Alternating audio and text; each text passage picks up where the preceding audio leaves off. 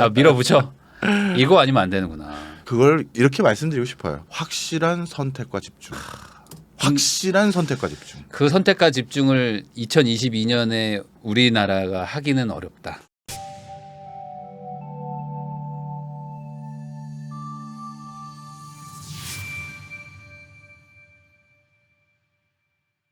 아니 교수님 그 지방소멸 대응 기금 네. 이런 것들이 요즘에 막 기사가 뜨더라고요. 네. 제가 지방소멸 검색하니까 무슨 군에서 140억 확보, 네. 80몇 억 확보 막 이런 것들 뜨는데 네. 이 지방소멸 대응 기금 이게 뭐예요? 뭐 쉽게 말씀드리면 네. 지방에서 이런 추세로 계속되면 지방이 결국 고사되고 없어지기 때문에 네. 자체적으로 니네가 기획 아이디어를 주면 거기에 대응하는 자금을 줘서 지방이 다시 활성화될 수 있는 기회를 한번 만들어 주겠다라고 하면서 네. 정부가 책정한 자금이긴 합니다. 아니 근데 그거를 네. 뭐 어디 또 기사 보니까 뭐 모노레일 만드는 데도 있고 예. 뭐 막 무슨 뭐 인프라 투자하는데 뭐 이런 것도 하는 것 같던데 예. 이게 그냥 지자체가 마음대로 쓰고 막 그런 건가요?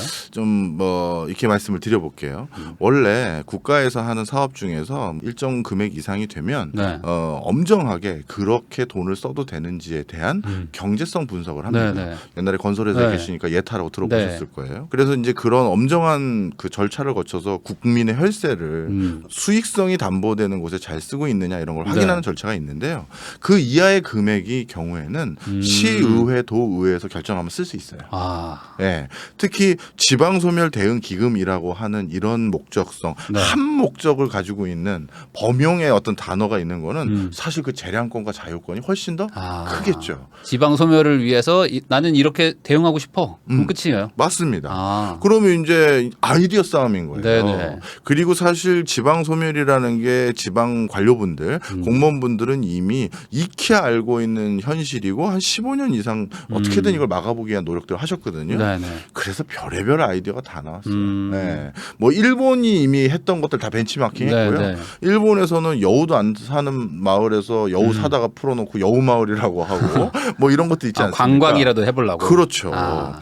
그런 것처럼 우리나라도 이미 어마어마해요. 네. 그런데 어느 지자체에서 예를 들어서 케이블카 놨는데 네. 케이블카 오고 났더니 외지인 관광객이 첫 해 30만 명, 50만 명 왔다. 네. 야, 그럼 우리도 놓자. 우선 놓고 보자. 네, 이런 식이 되는 거죠. 아. 네. 그러다 보니까 유사한 사업들이 도마다 하나씩 생기기도 하고 네. 그리고 비슷한 컨셉으로 하나씩 하기도 하고 이렇게 되는 거예요. 그러니까 옛날에 막 무슨 축제 막 계속 생기는 것처럼 뭐 어디가 하나 잘 됐다면은 절박하니까 맞아요. 우리도 뭔가 좀 해보자. 네. 근데 아이디어가 떠오르는 게 뭐 한계가 있잖아요. 네. 그러면 야, 우선 우리도 관광 하나 뭐 해볼까?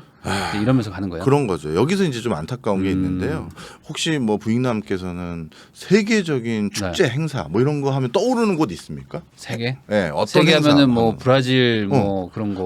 뭐 네, 삼바 축제. 그렇죠. 그 정도? 또 뭐 무슨 토마토 축제인가 뭐 하나 있잖아요. 네. 네. 그리고 저기 독일의 맥주 축제도 네, 있고, 맥주도 있고. 이런 축제들은 우리가 영화에서나 미디어에서 보고 세계적인 축제로 이미 다 알고 있잖아요. 네. 그러면 사실 진짜 효과성이 있으려면 그런 축제들이 우리나라에서 만들어져야 되는데 그렇죠. 우리나라에서 그런 반열에 오른 세계적인 축제 떠오르는 거 있으세요? 혹시 여의도 불꽃 축제 안 되나? 안 돼? 우리나라 거예요, 그거는? 여의도 불꽃 축제요. 그래도 좀 그게 좀 알려진 축제 중에 그나마? 하나입니다. 네. 없어요. 자, 없어요. 네. 우리나라에서 이게 어떤 것까지 축제로 기록하느냐에 따라 좀 차이가 있는데 네. 문광부 보고서에서 집계된 축제 횟수는 연간 네. 5천 건이 넘어요. 5천 개나 한다고요? 예. 바쁘네. 한 바빠요. 달에 막 400개씩 하네요. 그러니까 한 군, 한 시에서 네. 1년에 한 4개씩 한다고 봐도 과언이 아니겠네요. 막 이것저것 네, 하니까. 네, 네. 그러다 보니까 네. 어느 하나도 국제적인 명성을 가진 축제는 사실은 많지 않아요. 그러면 왜 우리는 그거 못 하는 거예요? 선택과 집중을 못하는 거죠. 이 지방소멸 대응 기금 전국의 읍면 동리 다 합치면 3,400개 정도 돼요. 그 중에서 향후 한 25년 안에 소멸이 우려되는 진짜 네. 어떻게 보면 정해진 수순으로 가고 있는 곳이 2,200개가 넘거든요. 그런데 그럼 그 2,200개를 솔직히 말씀드리면 다 살릴 수는 없는데. 맞아요. 근데 다 살리려고. 이 지방소멸 기금은 일단 다 나눠주잖아요. 엠빵으로 하는구나. 엠빵으로 하는 야. 거죠. 그러니까 한 시도에 아마 100억 왔다 갔다 드릴 겁니다. 네네. 예. 그럼 100억 투자해서 우리나라 사람들이 야 거기서 그거 보러 가자. 아니면 외국인들도 소문 듣고 와 네. 거기 한번 가보자. 쉽지 야, 않을걸요. 이게 기금이 꽤 큰 것 같은데 네. 한 1조요?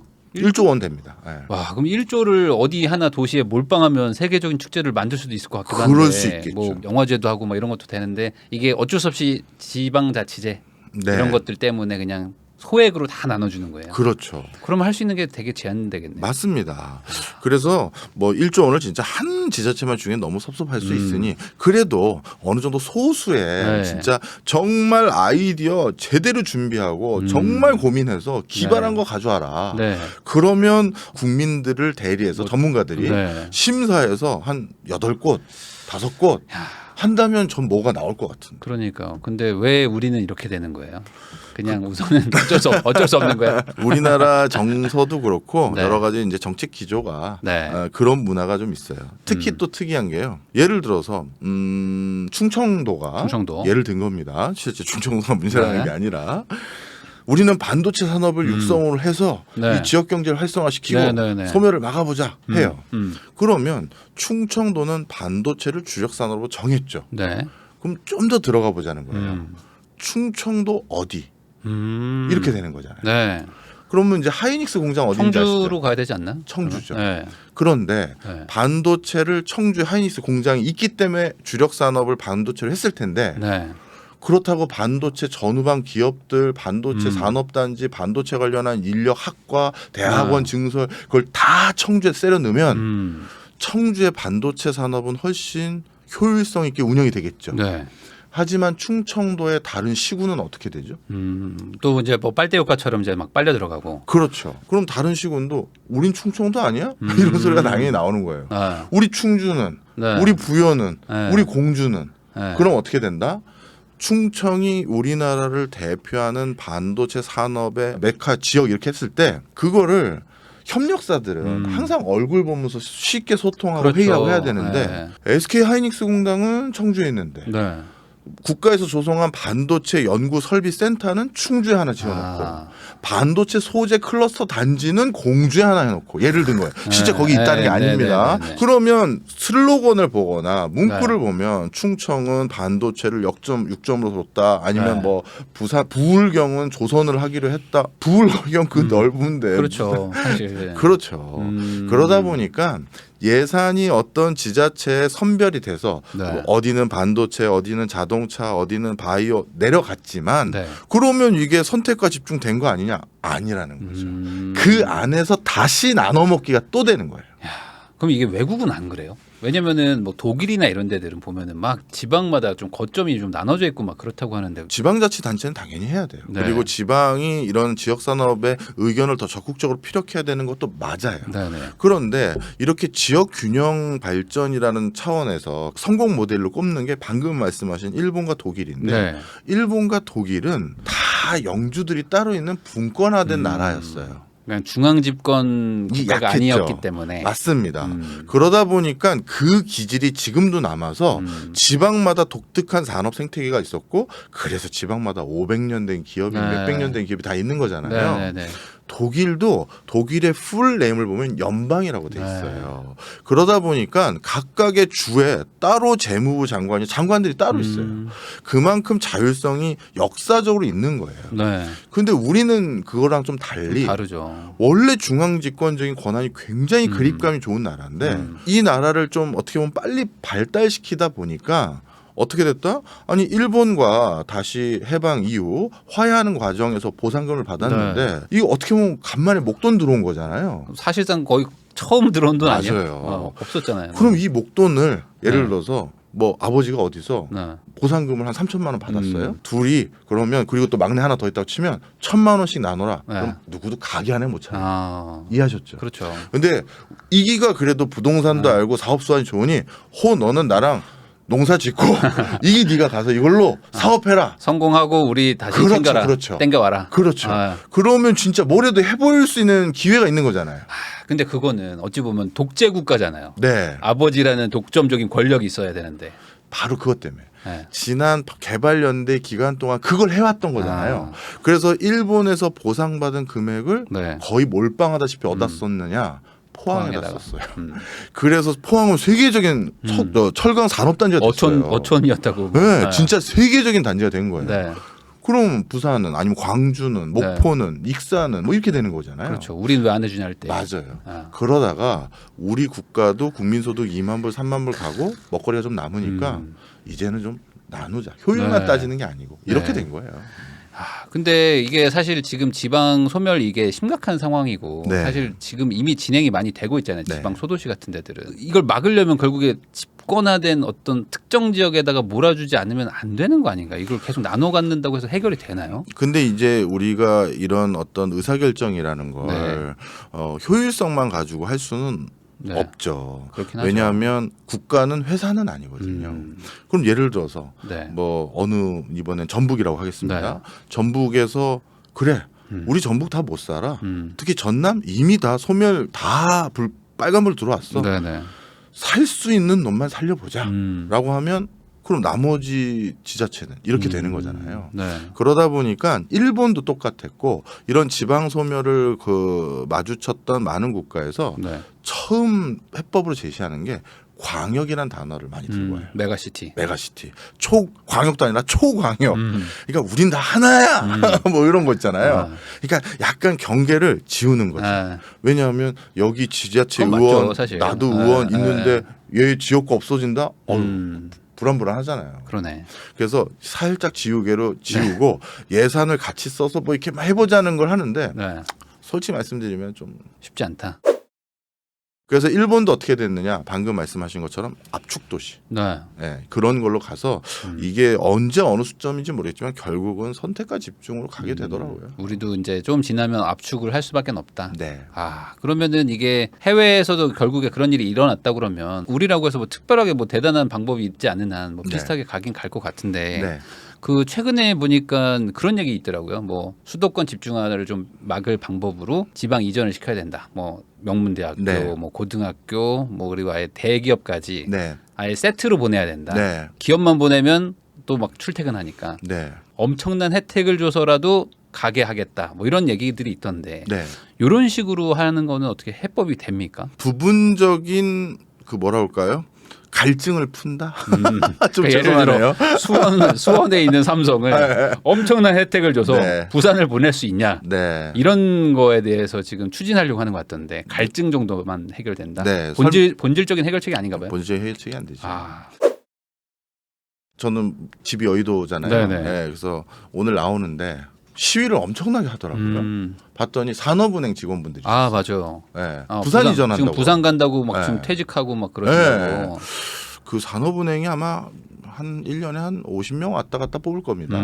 근데 올해 퇴사한 사람이 와, 제가 깜짝 놀랐어요. 공공기관이고 네. 국가의 책임을 지고 있는 기관이고 대통령이나 아니면 국정 기조의 지침을 따라야 되는 네. 것도 직원들은 당연히 반발할 수밖에 없잖아요. 네. 아니 가족이 생이별을 할 수밖에 없는 상황이구나. 네. 그런데 사기업이다. 바로 노조가 네. 들고 일어나죠. 요즘은 경영 환경도 많이 투명화되고 뭐 ESG 경영이니 해서 근로자들 또는 임직원들의 모든 의견들을 다 취합해야 되는데 SK 하이닉스가요 신규 공장 더 짓는다고 했었을 때 네. 대구 쪽 경북 쪽에서 엄청나게 드라이브했었어요. 진짜 막 네. 돈을 몰빵을 했어요. 오면 공짜, 땅 공짜 뭐 이런 수준이었어요. 네네네. 그런데 직원들 투표하니까 경기도를 벗어나고 싶지 않은 거예요. 네. 그래서 결국은 그쪽 직원들의 임직원들의 마음을 고려했었을 때 내려갈 수 있는 회사들이 많지 않고 네. 그다음 두 번째 기존의 이러한 회사들을 내려보내는 건 그곳에 그냥 새로 공장을 짓는 것에 비해서 비용이 배 이상 들어갑니다. 무슨 얘기냐면요. 제가 어디에서 뭔가 물건 만들겠다고 공장을 그 설비 투자를 해요. 이건 빌트인이잖아요. 근데 그 빌트인된 장비를 뜯어다가 네. 다시 지방으로 옮기는 비용이 그 그냥 이거 버리고 거기에 네, 새로 네, 사는 네. 것보다 더 많이 들어요. 그럴 수도 있겠네요. 네. 네. 이건 진짜 더 많이 들어요. 네네네. 제가 산업단지 조성하는 일과 지역 그 산업 이런 것들만 한 10년 이상 공부했던 네. 사람이라서 이건 제가 누구보다 잘 아는 제 분야거든요. 네. 많은 분들이 저한테 그거 궁금해하세요. 넌 도대체 뭘 이렇게 잘 조금씩 잘 아니? 제 주력 분야가 지역 산업이라는 거예요. 네네. 이 지역 산업은 14개 지역의 산업을 부흥시키는 걸 고민하는데 14개 시도가 다 주력 산업이 다르죠. 네. 그러니까 반도체도 좀 알아야 되고 조선도 좀 알아야 되고 그러다가 이제 공간에 대한 개념도 있고 그러다 보니까 이렇게 된 건데 공장 뜯어다가 이전하는 비용이 훨씬 비싸요.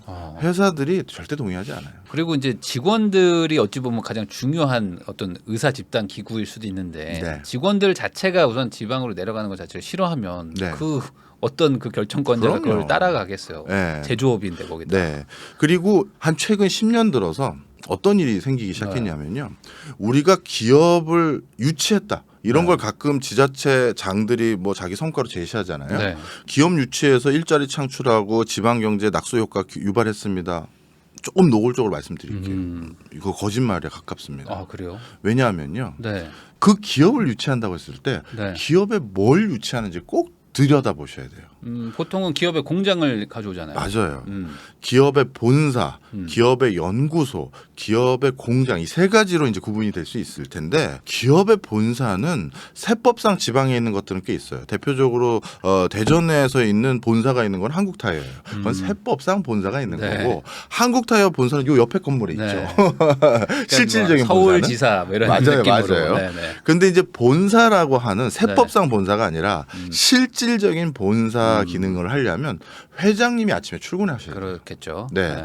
그 회장님이 아침에 출근하는 곳은 그분이 의사결정을 하기 때문에 네. 광고회사, 협력회사, 납품회사들이 다 그 근처에 들러붙어 있어야 돼요. 그럴 수밖에 없네요. 네.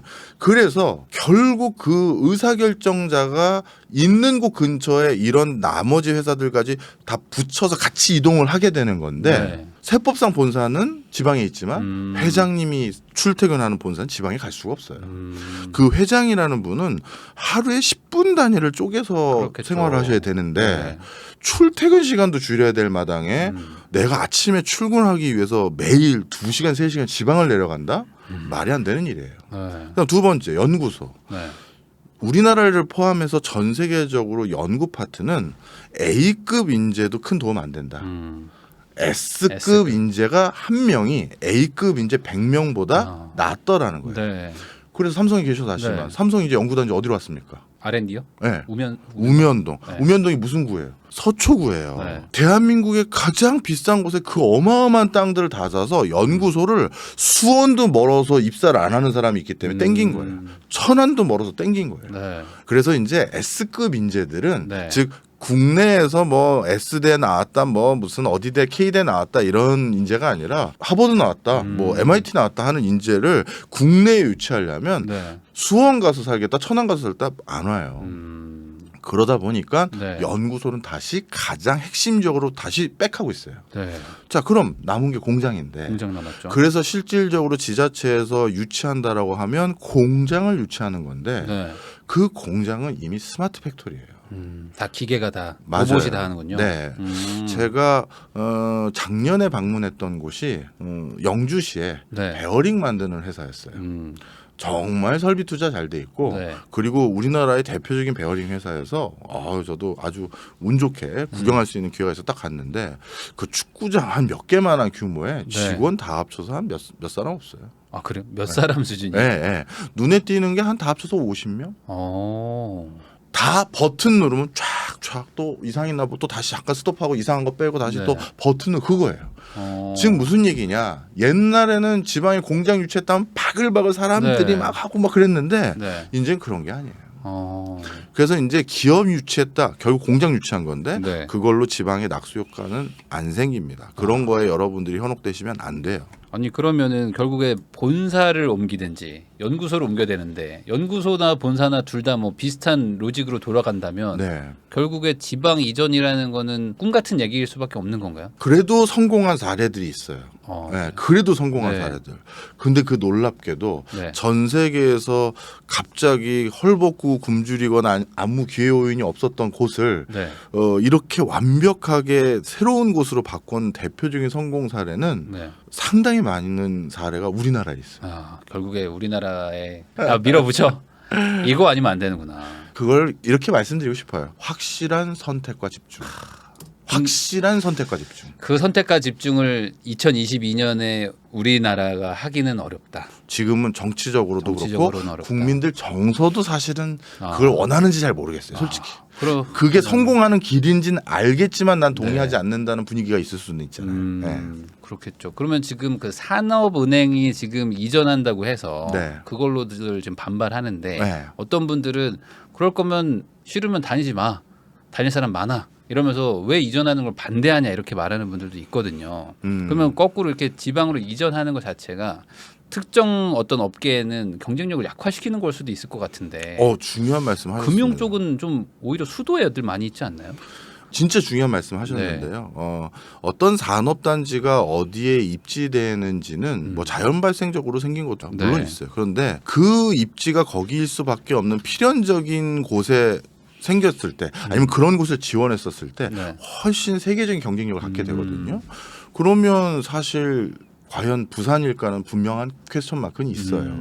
그러다 보니까 민간 부분의 시중에 많은 은행들은 결국 부산을 본사로 채택한 곳은 아무도 없는데 국가가 의사결정해서 반강제적으로 내려보낼 수 있는 많은 예를 들어서 주택금융공사라든가 그 캠코라든가 이런 데는 상당 부분 내려갔죠. 거래소도 내려갔지만 그것도 반쪽만 내려간 거죠. 그러더라고요. 실제 제가 한국거래소 다니는 친구들 대부분 다 여의도에서 만나요.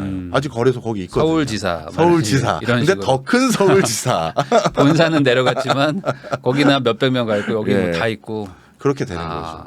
그러니까 이게 참 어찌 보면 이게 뭐야 이런 생각도 들고. 그러면 우리나라 공기업들이 우리나라처럼 국가 주도의 경제 구조를 가진 곳에서는 경쟁력이 무엇보다 중요한데 과연 저게 경쟁력이 있는 구조 틀을 갖춘 걸까? 고민은 솔직히 좀 되더라고요. 근데 또 지방에 있는 분들 입장에서는 아니 그럼 나를 뭐 이사를 시켜주든지 왜냐면 우린 여기 살아야 되는데 여기에 지금 어떤 소멸의 기운은 느껴지고 그럼 뭐라도 와야 되지 않냐 뭐 대안을 달라 할 때 대안 제시가 쉽지는 않네요 지금. 쉽지는 않아요. 어마어마한 지원을 해준다면 야 여기가 웬만한 서울 못지않게 살만한 곳이야 라고 하면 다 가요. 저도 대학 동기들 중에서 정말 유능한 친구들 중에 특히 저랑 베프 중에 한 명이 결국 졸업하고 울산에 갔는데 지금도 울산에 살거든요. 걔 왜 울산에 갔느냐? 세계에서 제일 잘 나가는 배 만드는 회사가 울산에 있잖아요. 그러다 보니까 배 만드는 회사들 중에선 제일 연봉 많이 주는 회사가 거기 있고 그리고 그 친구는 거기에서 뭐 부장이나 과장이나 어디까지 달고 나면 전 세계 어느 조선업계든 이직할 때 우와 현대중공업을 다녔다고 하면서 기회도 엄청나니까 당연히 가는 거예요. 그러다 보니까 한동안 울산의 소득 수준이 그럼요. 서울보다 훨씬 서울보다 높다라는 훨씬 높았죠. 이런 소리가 나왔잖아요. 그러니까 그런 정도의 어떤 뭐가 생겨야겠죠. 그러니까 정말 쉽지 않은 얘기네요. 근데 그럼에도 불구하고 지자체에서는 산업단지를 어떻게든 조성하고 그래도 그게 없는 것보단 나으니까 산업단지들을 계속 뭔가 좀 유치하려고 하는데 그 이유는 그러면 그거라도 해야 돼서인가요? 이것도 이제 두 가지 이유가 있습니다. 첫 번째는 일단 전체 통계를 말씀드리면 그 우리나라의 산업단지라고 불리우는 국가산단, 일반산단, 농공단지 다 합쳐가지고 여러 산업단지가 있는데 뭐 특구라고 부르는 것도 있고요. 이게 몇 개나 있을 것 같습니까? 그래도 뭐 한 몇천 개 되지 않을까요? 1000개가 넘어요. 1000개요? 우리나라가 14개 시도고 뭐 이거 하여튼 뭐 그렇게 따졌을 때 1000개면 어마어마한 거예요. 엄청 많은 거죠.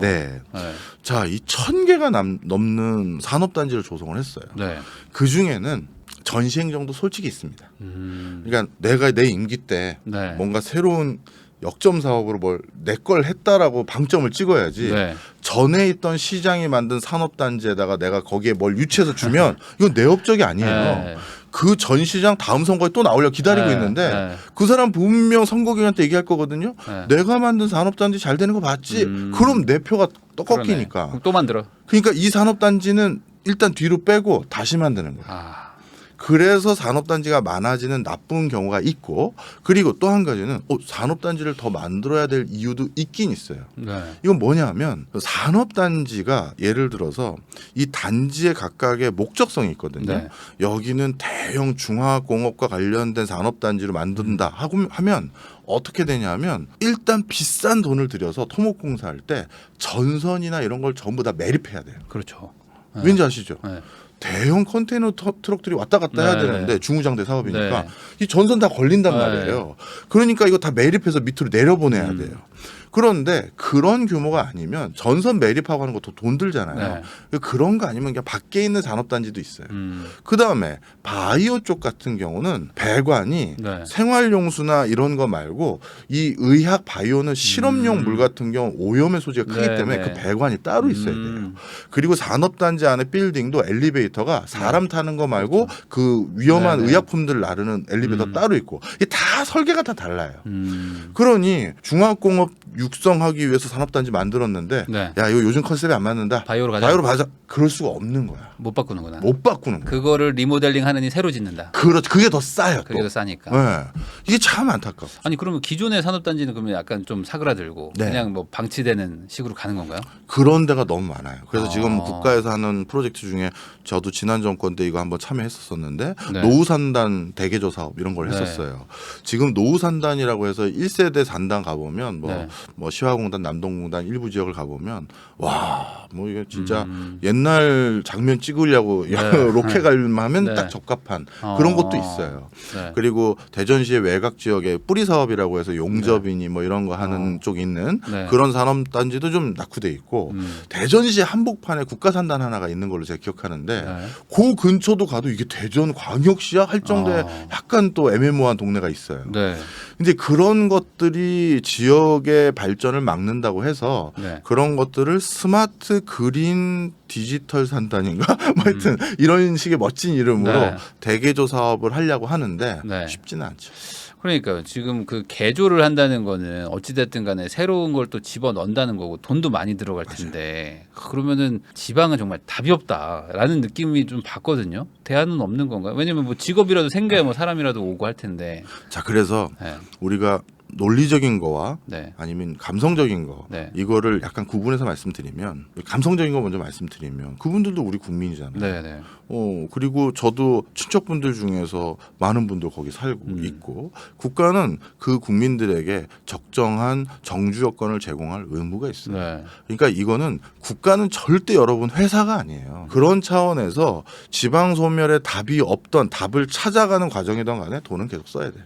그거는 분명한 사실이에요. 그러니까 뭐 잠깐 멈춰보고 저희 좀 고민 좀 해볼게요가 아니고 우선은 그럼요. 하는 건 하고 해야 돼요. 하면서 뭔가 해야 돼요. 분명한 건 뭐 저는 절대 이견이 없는데 근데 빨리 답을 찾는 과정에서 우리 스스로 전 국민적인 합의 이런 건 좀 필요해요. 예를 들어서 좀 전에 말씀하신 대전시 한복판에 있는 노후 산단을 대개조하려면 거기 원래 있던 사람들 바깥으로 내보내는 이주 비용 줘야 되고 그 이미 땅값도 이미 오를 대로 오른 데를 다른 외부 기업이 이 땅을 사서 들어오게 하려면 또 보조금 줘야 되고 또 하여튼 뭐 또 다시 또 개조하는데 또 돈 들고 그렇다면 제일 좋은 건 뭐다? 빈 땅에 새로 짓는 거예요. 그러다 보니까 전 세계적으로 그래도 지방 균형을 어느 정도 유지하고 있는 그 국가들의 특성이 구심지에서 신도심지로 쓱쓱 쉬프트하는 거예요. 계속 돌려요.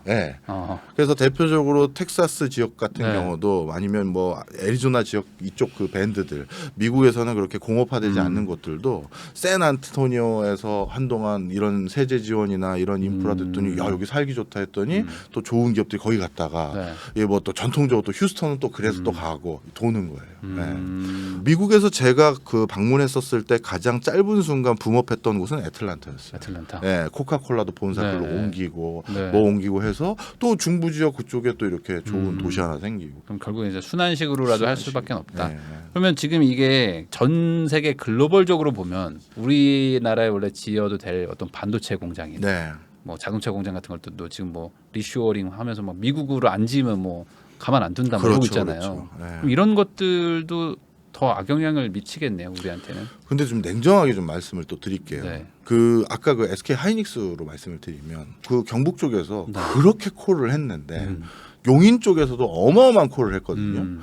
그리고 또 이제 임직원들이 용인에 있을게요 네, 해서 네. 이제 결국 용을 갔는데 아직 착공도 못했어요. 왜요? 이거는 누가 옳고 그른지 함부로 말씀은 안 드리겠습니다.